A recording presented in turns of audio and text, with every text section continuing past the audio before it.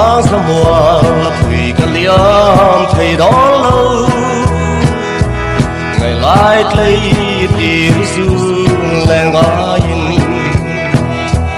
ngày lưng còn bàn có buồn nắng xe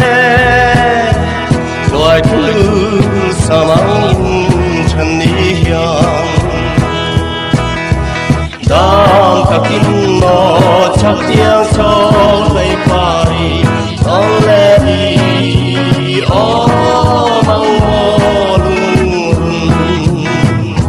suy lên nhớ tu có sung bắn lâu loài thứ sa măng chân đi hiền rồi thắp huy loài khi cả tan chuan sự lắng thum lâu đi xưa nó ngoài na cùng chúa ngà nang chen hi cả xoáng lâu nhìn lại men từ mi đòn về rồi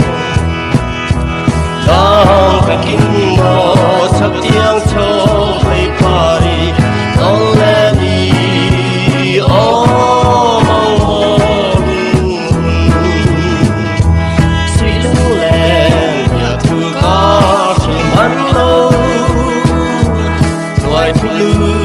sa măng chân đi hiền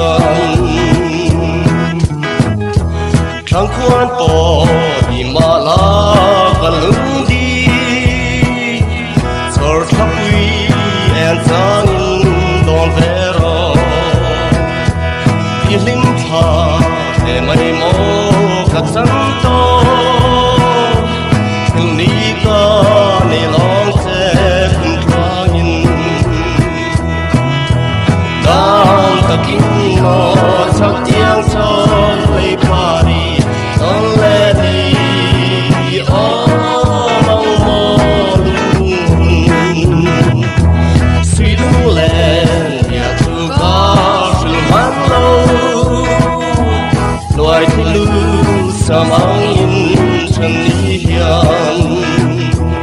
loài thứ lư sa măng chân đi hiền